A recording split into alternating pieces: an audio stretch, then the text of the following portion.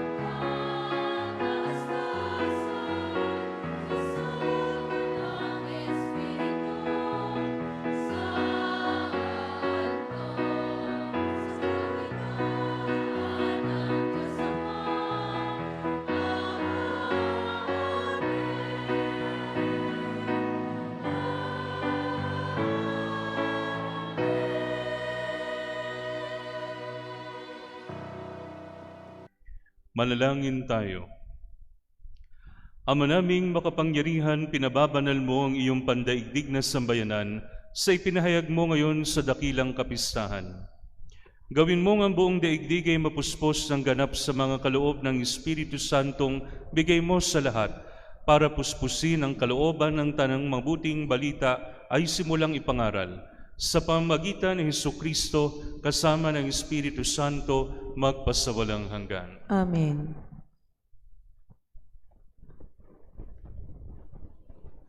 Ang salita ng Diyos mula sa mga gawa ng mga apostol. Nang sumapit ang araw ng Pentecostes, nagkatipon silang lahat sa isang lugar. At biglang narinig ang isang ugong mula sa langit. Animoy hagunot ng malakas na hangin. At napuno nito ang bahay na kinaroroonan nila. May nakita silang wari mga dilang apoy na lumapag sa bawat isa sa kanila. At silang lahat ay napuspos ng Espiritu Santo at nagsalita sa iba't ibang wika ayon sa ipinagkaloob sa kanila ng Espiritu. May mga Hudyong buhat sa iba't ibang bansa na naninirahan noon sa Jerusalem, mga taong palasimba sa Diyos. Nang marinig ang ugong na ito, nagdatingan ang maraming tao. Namangha sila sapagkat sinasalita ng mga alagad ang mga wika nila. Sa kanilang pagtataka ay kanilang nasabi, "Hindi ba Galileo silang lahat? Bakit ang ating katutubong wika ang naririnig natin sa kanila?" Tayo mga taga-Parsya, mga taga-Media, mga taga-Elam, mga nanirahan sa Mesopotamia, sa Judea at sa Cappadocia, sa Ponto at sa Asia, mayroon pa sa ating taga-Phrygia at Pamphylia, Ehipto at sa mga saklaw ng Libya na sakop ng Cirene, at mga nakikipanirahan mula sa Roma, maging mga Hudyo at mga naakit ng Judaismo. May mga taga-Kreta at Arabia pa rito. Paano sila nakapagsasalita sa ating wika tungkol sa mga kahangahangang gawa ng Diyos? Ang salita ng Diyos. Salamat sa Diyos.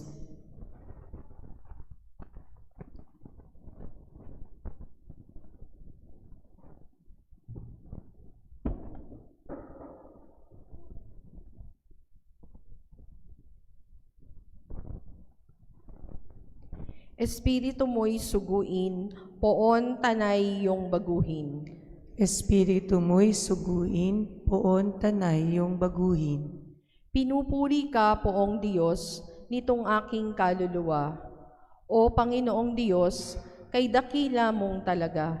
Sa daigdig ikaw poon, kay rami ng iyong likha. Sa dami ng nilikha mo'y nalaganapan ang lupa. Espiritu mo'y suguin, poon tanay yung baguhin. Natatakot mga matay kung kitlin mo ang hininga. Mauuwi sa alabok pagkat doon mula sila. Taglay mo ang espiritu upang buhay ay ibalik. Bagong buhay ay dulot mo sa nilikha sa daigdig. Espiritu mo'y suguin, poon tanay yung baguhin. Sana ang iyong karangalay manatili kailanman. Sa lahat ng iyong likha, ang madamay kagalakan. Ang awit ng aking puso, sana naman ay kalugdan, habang aking inaawit ang papuri sa may kapal. Espiritu mo'y suguin, poon tanay yung baguhin.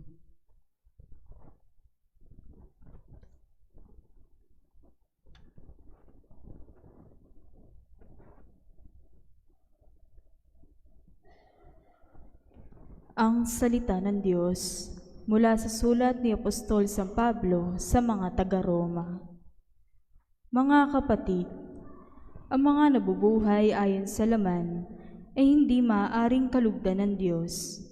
Ngunit hindi na kayo namumuhay ayon sa laman, kundi ayon sa Espiritu, kung talagang nananahan sa inyo ang Espiritu ng Diyos.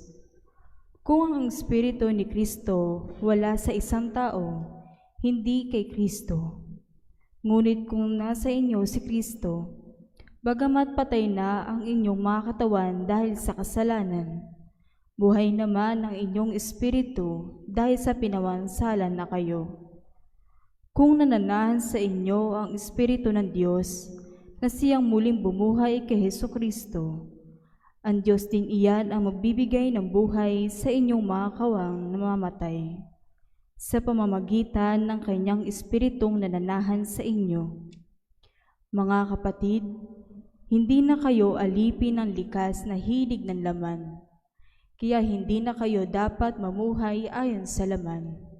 Sapagkat mamamatay kayo kung mamumuhay kayo sa laman. Ngunit kung pinapatay ninyo sa pamamagitan ng Espiritu Santo ang mga gawa ng laman, mabubuhay kayo. Ang lahat ng pinapatnubayan ng Espiritu ng Diyos ay mga anak ng Diyos. Sapagkat hindi kayo tumanggap ng espiritu ng pagkaalipin upang muling matakot. Ang tinanggap ninyo ay espiritu ng pagiging anak, at ito ang nagbibigay sa atin ng karapatang tumawag ng Ama, Ama ko. Ang espiritu nga ang nagpapatotoo, kasama ng ating espiritu, na tayo'y mga anak ng Diyos, at yamang mga anak, tayo'y mga tagapamana ng Diyos at kasamang tagapamana ni Kristo. Sapagkat tayo'y nakikipagtiis sa Kanya, tayo'y dadakilain ding kasama niya. Ang salita ng Diyos. Salamat sa Diyos.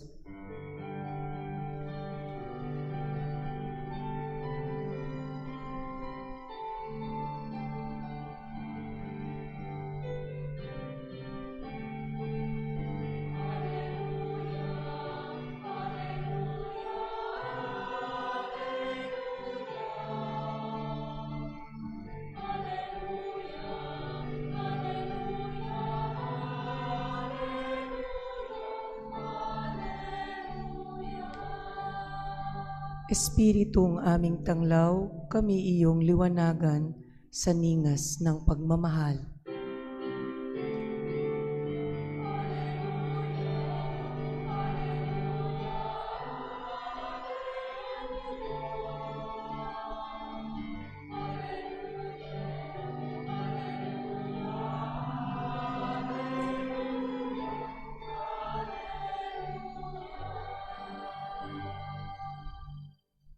Sumainyo ang Panginoon. At sumayo rin. Ang mabuting balita ng Panginoon ayon kay San Juan. Papuri sa iyo, Panginoon.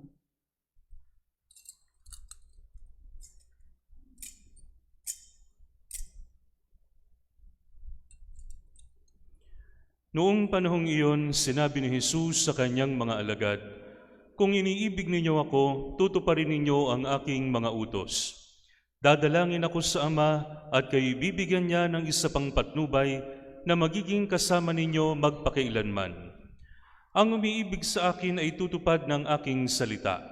Iibigin siya ng aking Ama at kami sa Kanya at mananahan sa Kanya. Ang hindi umiibig sa akin ay hindi tumutupad sa aking mga salita. Hindi akin ang salitang narinig ninyo, kundi sa Amang nagsugo sa akin.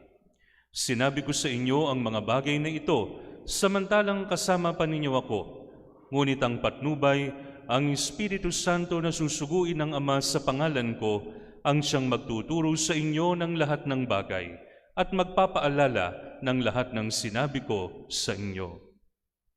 Ang mabuting balita ng Panginoon. Pinupuri ka namin, Panginoong Hesukristo. Sa ngalan ng Ama, ng Anak at ng Espiritu Santo. Amen. Mga kapatid, ngayon po ang birthday ng simbahan. Ngayon po ang kapistahan ng Pentecost. At pinagdiriwang po natin, mga kapatid, ang pagbaba ng Espiritu Santo sa mga alagad. Mga kapatid, ano ba ang kahalagahan ng Espiritu Santo? Mga kapatid, para maintindihan po natin iyan, meron po tayong activity. Okay, bear with me. Meron tayong gagawin. Salatin nyo nga yung pisngi nyo. Dito, kaliwa. Kurutin nyo nga yung braso nyo. Sino hinahawakan nyo? Kayo ba yan? Kayo yan. Okay. Kapag ka naghinuko kayo at may nalaglag na kuko, kayo pa rin ba yung kuko nyo? Kayo pa rin ba yung kuko nyo? Ulitin ko. Halimbawa, naghinuko kayo, may piraso ng kuko, nalaglag sa semento. Kayo ba yung kuko nyo? Oh, mahirap na tanong yan. Okay. Halimbawang naputol ang braso, yung braso bang natanggal? Kayo ba yon? Pagka naputol ang binti, kayo ba yung naputol na binti? Oh, mahirap sagutin, di ba? Nagpunta kayo sa pagupitan ng buhok. Mahaba buhok ninyo, pinagupit nyo. Yung nalaglag na bang buhok na yun, kayo yun? Hindi kayo yun. Kasi tayo mga tao, iniisip natin ang sarili natin, o we identify ourselves not only through our physicality, but through our souls. Uulitin ko, we do not identify ourselves merely by our physicality, yung katawan natin, but our souls. Nakikita ba ang kaluluwa? Pag naghinuko ka ba, may kaluluwa ba dun sa kuko mo? Wala. Kapag ka pinutol ba yung bahagi ng katawan mo, may kaluluwa ba dun? Wala. Nasaan ang kaluluwa? Nasaan na? Hindi ba? Hindi rin natin masagot. Meron tayo, pero hindi natin mahawakan, hindi natin makita. It is nowhere, but it is everywhere. No? At mga kapatid, yun po ang paliwanag nating kaluluwa. May bahagi tayo sa ating sarili na hindi natin nahahawakan, hindi natin nakikita, pero tayo yun.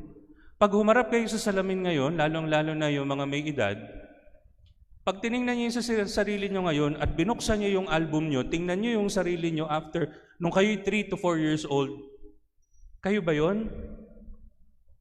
Kayo ba yon? Yung nasa album at saka nasa salamin, kayo ba yon? Kayo pa rin yon. Bagamat nag-iba yung itsura, kayo pa rin yon.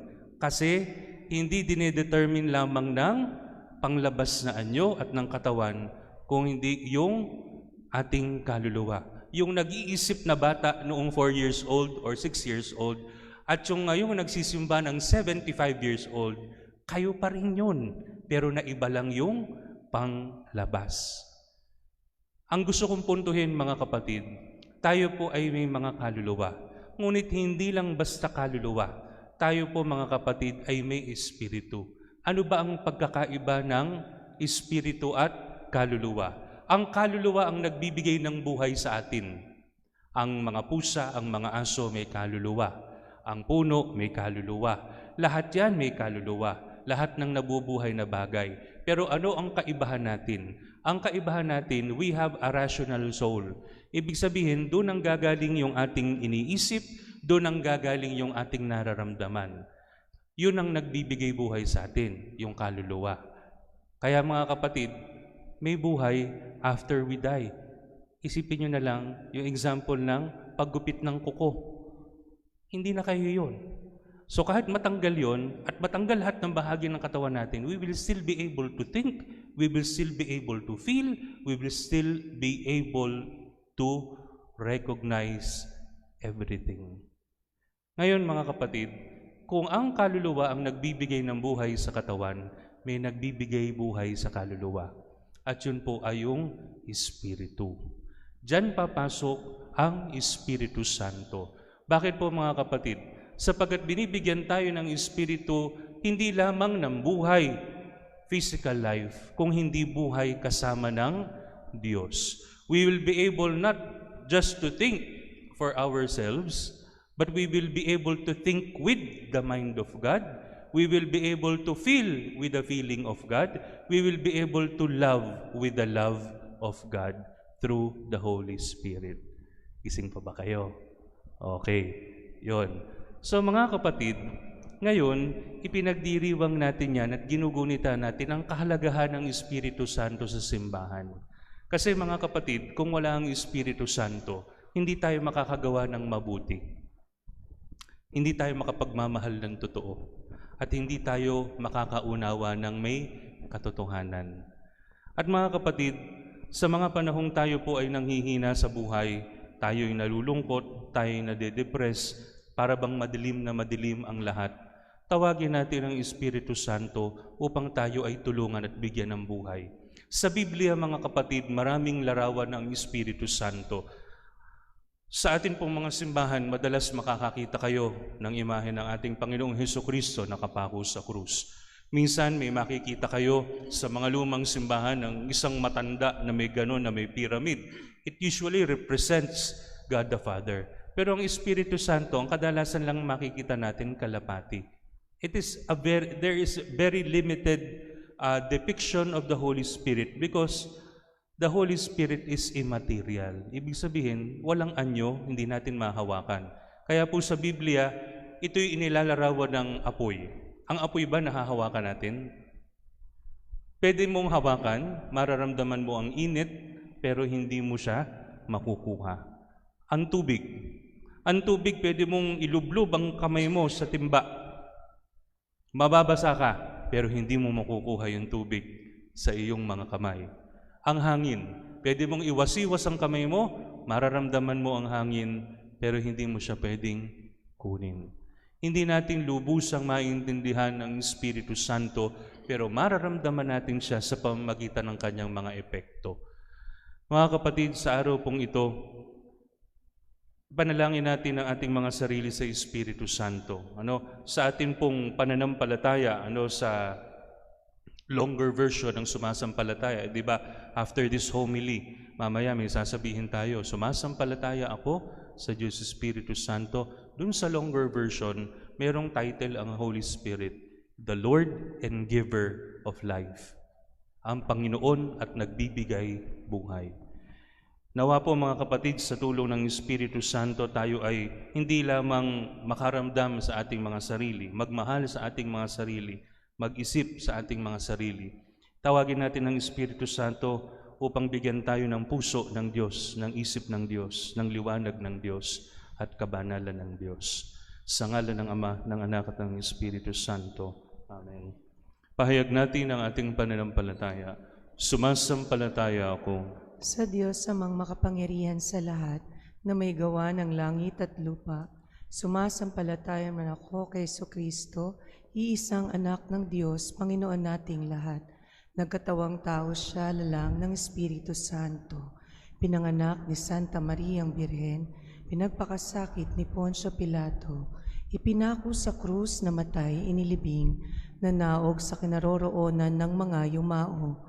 Nang may 3 araw na buhay na maguli, umakyat sa langit, naluluklok sa kanan ng Diyos amang makapangyarihan sa lahat. Doon magmumula at paririto tuhukom sa nangabubuhay at nangamatay na tao. Sumasampalataya naman ako sa Diyos Espiritu Santo, sa banal na simbahang katolika, sa kasamahan ng mga banal, sa kapatawaran ng mga kasalanan, sa pagkabuhay na maguli ng mga nangamatay na tao, at sa buhay na walang hanggan. Amen. Dumalangin tayo sa amang nagsugo sa atin ng kanyang banal na Espiritu. Ang atin pong itutugon sa patnubay ng iyong Espiritu, panibaguhin ang buong mundo. Sa patnubay ng iyong Espiritu, panibaguhin ang buong mundo. Upang ang sinugong Espiritu ng karunungan sa simbahan, lalo na kay Papa Leon, ay makahikayat sa mundo na kumilala kay Kristo. Ating idalangin. Sa patnubay ng iyong Espiritu, panibaguhin ang buong mundo. Upang ang Espiritu ng pangunawa ay bumaba sa mga bagong halal sa pamahalaan para sa kanilang matuwid na pamumuno. Ating idalangin. Sa patnubay ng iyong Espiritu, panibaguhin ang buong mundo. Upang ang Espiritu ng tamang pagpapasya ay lumukob sa mga hukom na maging patas sila sa pagpataw ng katarungan. Ating idalangin. Sa patnubay ng iyong Espiritu, panibaguhin ang buong mundo. Upang ang Espiritu ng tibay ng kalooban ay pumuspos sa mga mahihina at walang tinig sa lipunan. Ating idalangin. Sa patnubay ng iyong Espiritu, panibaguhin ang buong mundo. upang ang espiritu ng sigla at paninindigan ay kamti ng mga kabataan. Ating idalangin. Sa patnubay ng iyong espiritu, panibaguhin ang buong mundo. Upang ang mga yumao na bininyagan sa tubig at Espiritu Santo ay makamit ang kapayapaang walang hanggan. Ating idalangin. Sa patnubay ng iyong espiritu, panibaguhin ang buong mundo. Amang maawain isugo sa amin ang iyong espiritu at ang lahat ay mababago sa pamamagitan ni Jesucristong aming Panginoon magpasawalang hanggan. Amen.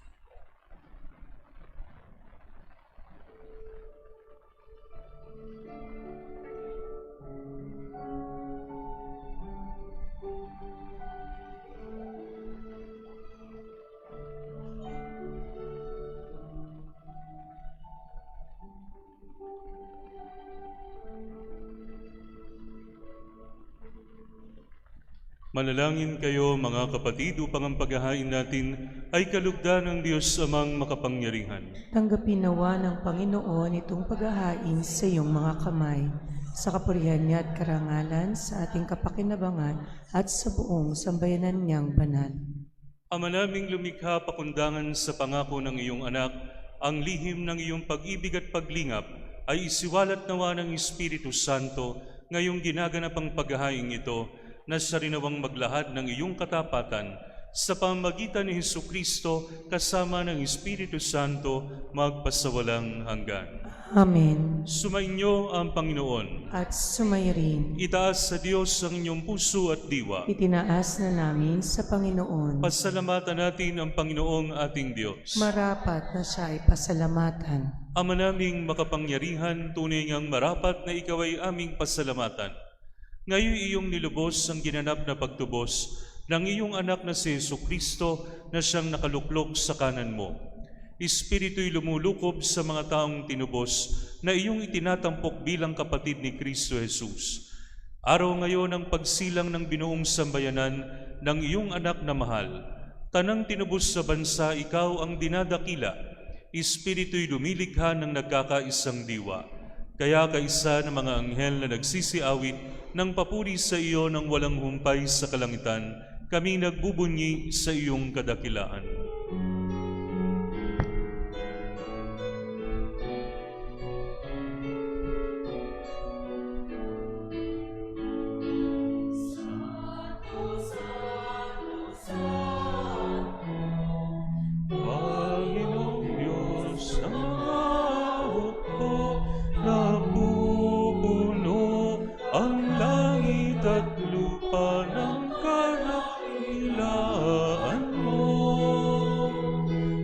Hosana, Hosana, Hosana sa kaitaasan. Pinagpala ang naparirito sa ngalan ng Panginoon. Hosana, Hosana, Hosana sa kaitaasan.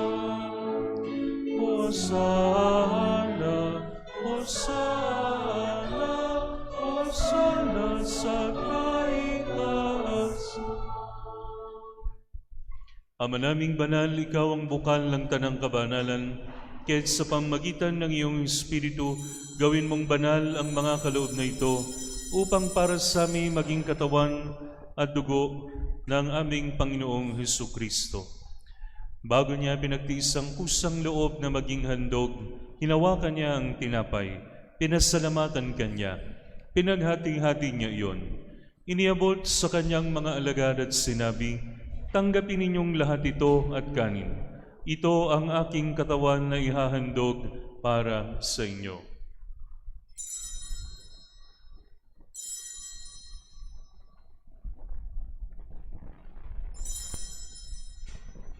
Gayun din naman nung matapos ang hapunan, hinawakan niya ang kalis, muli kanyang pinasalamatan, iniabot niya ang kalis sa kanyang mga alagad at sinabi, "Tanggapin ninyong lahat ito at inumin. Ito ang kalis ng aking dugo, ng bago at walang hanggang tipan. Ang aking dugo na ibubuhos para sa inyo at para sa lahat, sa ikapagpapatawad ng mga kasalanan.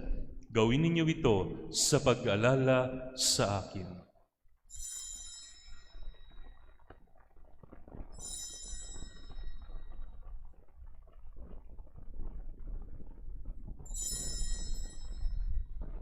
Ipagbunyi natin ang misteryo ng pananampalataya.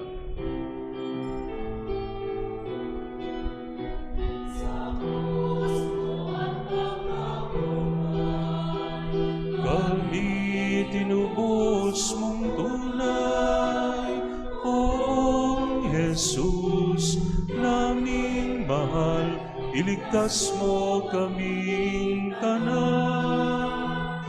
O Jesus, naming mahal, ngayon at magpakailanman. Ama, ginagawa namin ngayon ang pag-alala sa pagkamatay at muling pagkabuhay ng iyong anak, kaya tiniaalay namin sa iyo ang tinapay na nagbibigay buhay at ang kalis na nagkakaloob ng kaligtasan. Kami nagpapasalamat dahil kami iyong minarapat na tumayo sa harap mo para maglingkod sa iyo.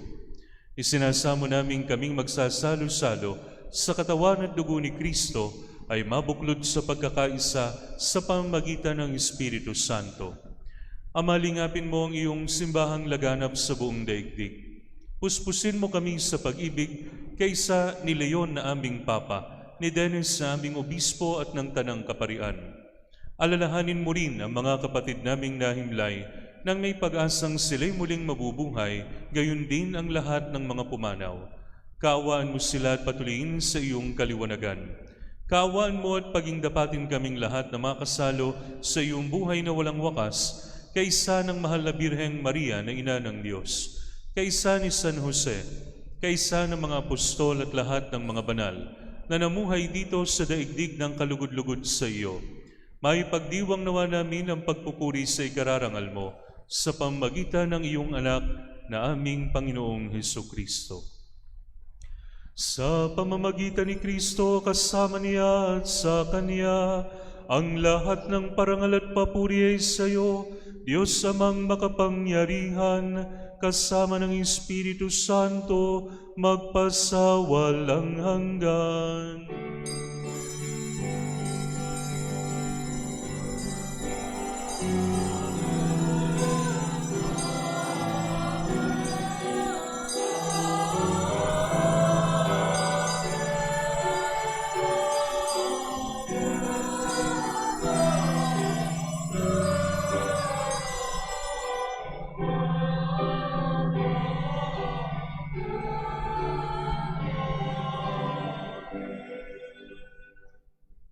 Sa tagubili ng mga nakagagaling na utos sa turo ni Jesus, na Panginoon natin at Diyos, ipahayag natin ng lakas loob.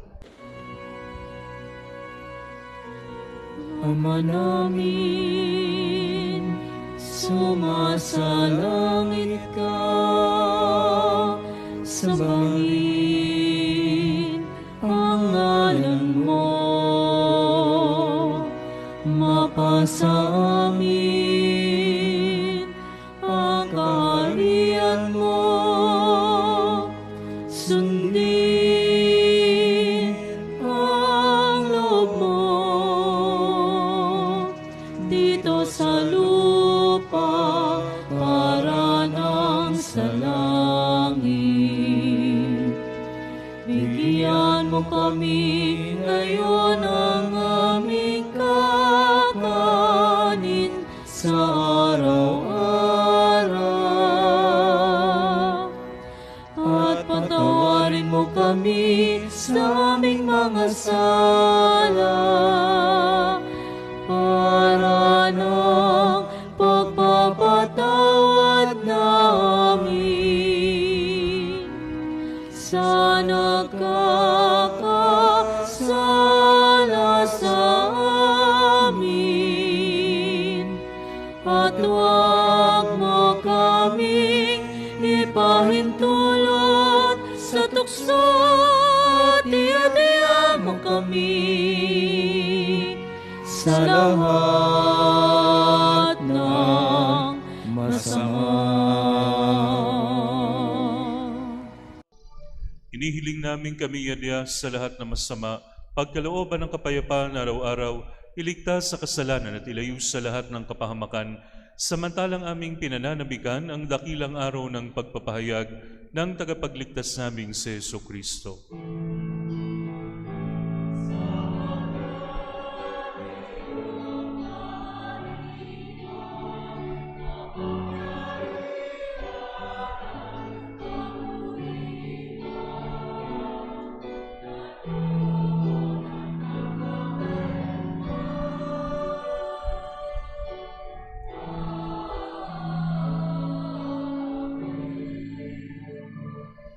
Panginoong Hesukristo, sinabi mo sa iyong mga apostol, kapayapaan ang iniiwan ko sa inyo, ang aking kapayapaan ang ibinibigay ko sa inyo. Tunghayan mo ang aming pananampalataya at huwag ang aming mga pagkakasala. Pagkalooban mo kami ng kapayapaan at pagkakaisa ayon sa iyong kalooban, kasama ng Espiritu Santo, magpasawalang hanggan. Amen. Ang kapayapaan ng Panginoon ay laging sumainyo. At sumayo rin. Magbigayan kayo ng kapayapaan sa isa't isa.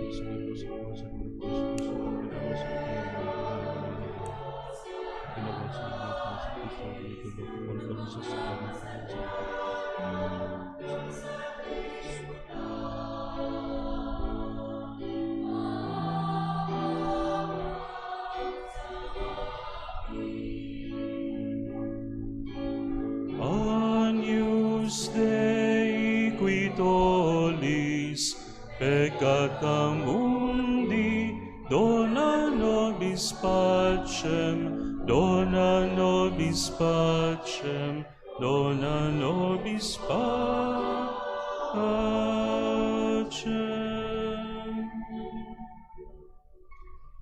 Ito ang kordero ng Diyos, ito nag-aalis sa mga kasalanan ng sanlibutan.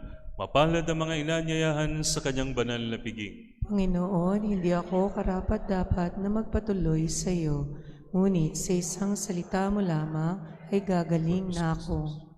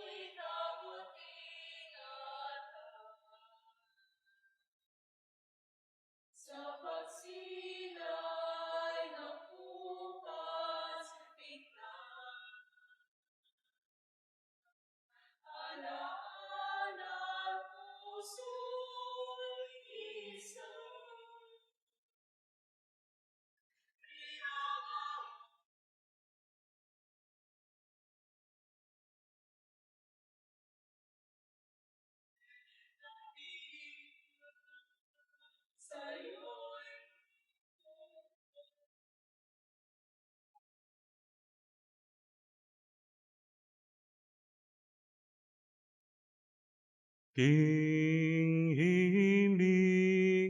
at ako sa iyo'y aawi. Manalangin tayo. Ama naming mapagmahal, pinapakinabang mo ang iyong sambayanan sa iyong mga bigay buhat sa kalangitan.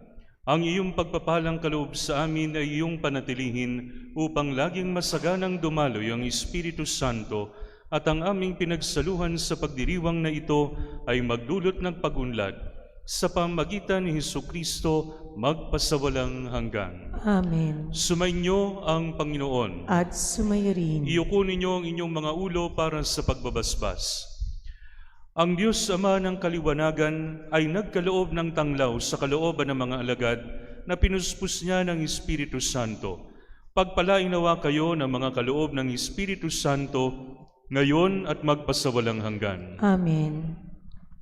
Di lang apoy na lumapag sa tanang mga alagad, naway tumupok sa lahat ng masamang paghahangad kapag lubos na sumikat ang liwanag na magpasawalang hanggan. Amen. Ang Diyos na nagbibigay kakayanan sa mga tao upang ipahayag ng sabay-sabay sa iba't ibang wika ang isang pananampalataya, ay siya namang magpanatiling kay nananampalataya at magdulot ng katuparan sa pananabik na makaharap siya sa buhay na walang hanggan. Amen. At pagpalain kayo ng makapangyarihang Diyos Ama, Anak at Espiritu Santo, Amen. na ialay ng banal na misa, humayo kayong taglay ang kapayapaan ni Kristo. Salamat sa Diyos.